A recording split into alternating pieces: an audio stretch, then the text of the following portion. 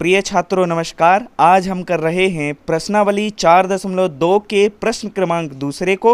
आइए प्रश्न पढ़ लेते हैं। लिखा है उदाहरण 1 में दी गई समस्याओं को हल कीजिए, यानी कि जो उदाहरण 1 में समस्याएं दी गई हैं इनको हल करना है। तो आइए देख लेते हैं वो समस्या क्या है।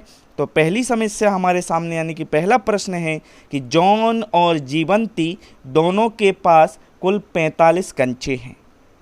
दोनों 5-5 कंचे खो देते हैं और अब उनके पास कंचों की संख्या का गुणनफल 124 है। कब?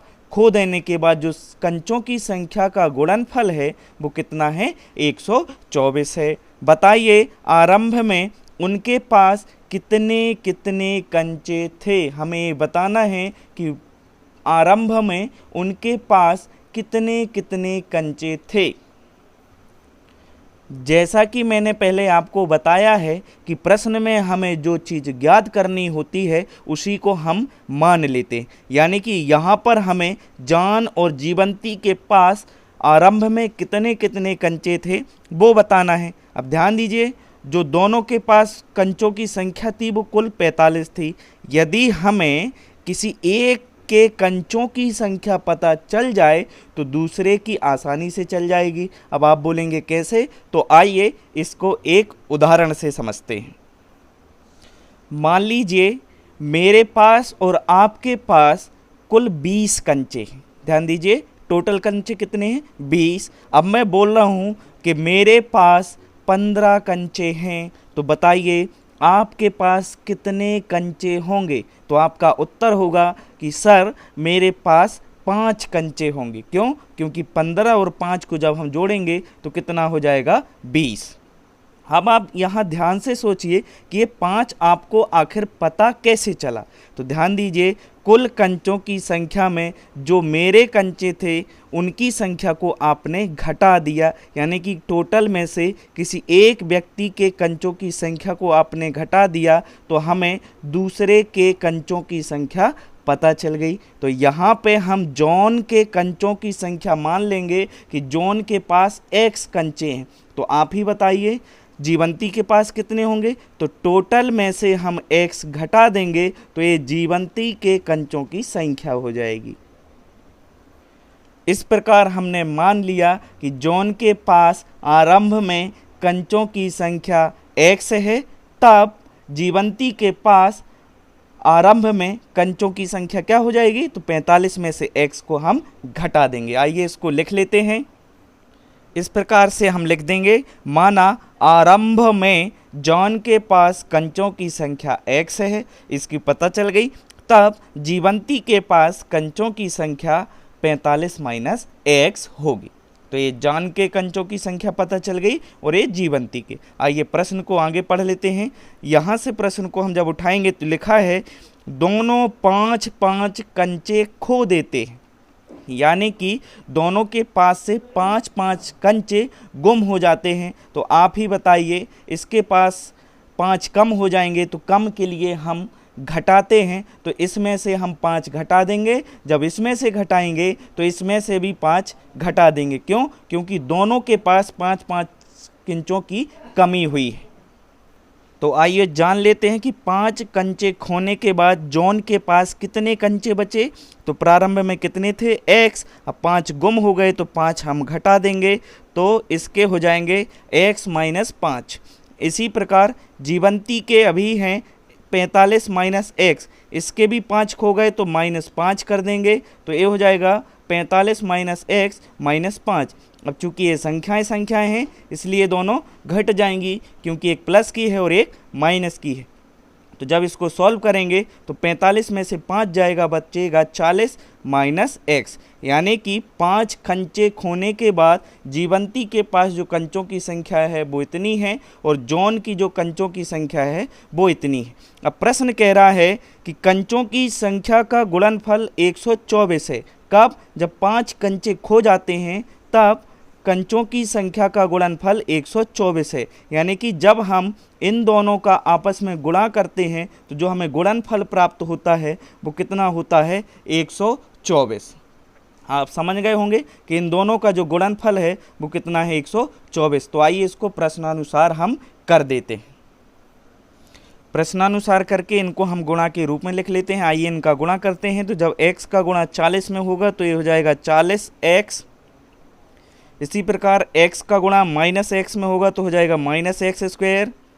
इसी प्रकार 40 में -5 का गुणा होगा तो -4 पंचे 20 यानी कि 200 हो जाएगा, और माइनस माइनस का यहाँ हो जाएगा प्लस 5x बराबर 124। और आगे सॉल्व करते हैं तो ध्यान दीजिए, ये दोनों एक से हैं तो जुड़ जाएंगे, हो जाएगा -x² माइनस 200। इन दोनों को जोड़ देंगे 40x और 5x हो जाएंगे प्लस 45x बराबर 124।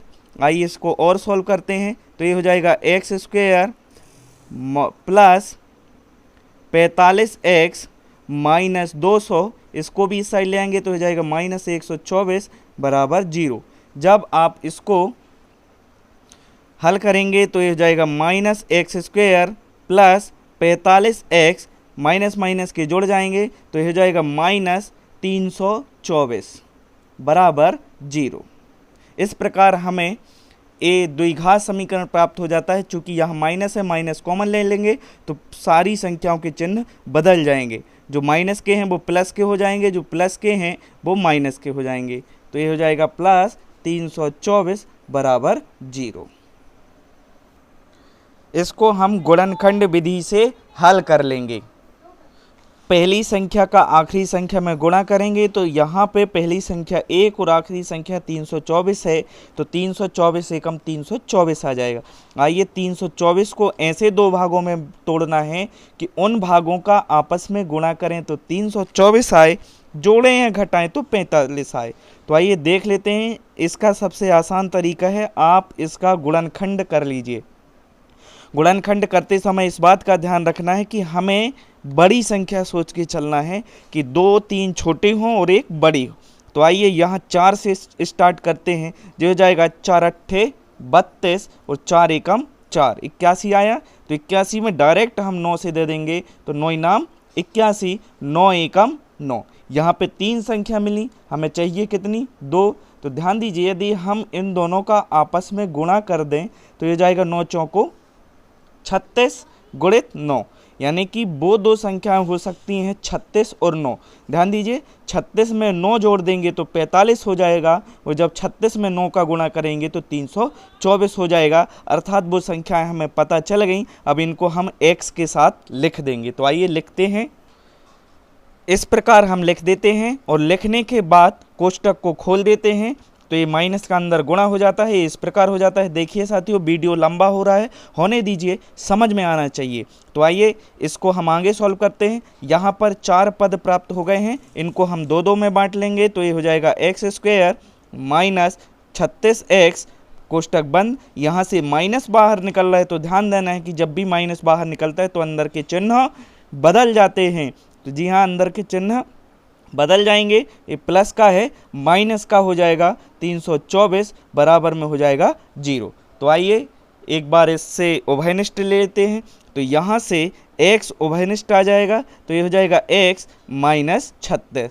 अब माइनस है तो माइनस। अब देखिए यहाँ से हम 9 ले सकते हैं। क्यों?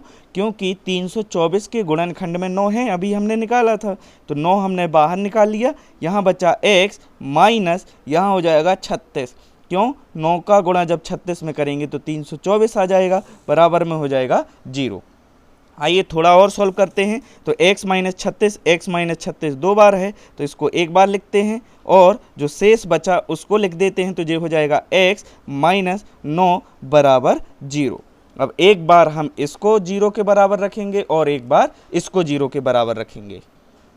इसको इस प्रकार कर देंगे, ये 0 के बराबर हो गया, ये भी 0 के बराबर। तो ये प्लस का था उस साइड जाएगा तो सॉरी माइनस का था उस साइड जाएगा तो प्लस का हो जाएगा। ये माइनस का था तो ये भी प्लस का हो जाएगा। जहाँ पर x के 2 मान निकले हैं, चूँकि दोनों धनात्मक हैं तो यहाँ पर कंडीशन भी जो हमारी है वो फॉलो हो रही है कि दोनों का योग 45 भी हो रहा है और गुणन भी 324 हो रहा है। तो हम लिख देंगे अतः उनके पास 9 और 36 कंचे थे।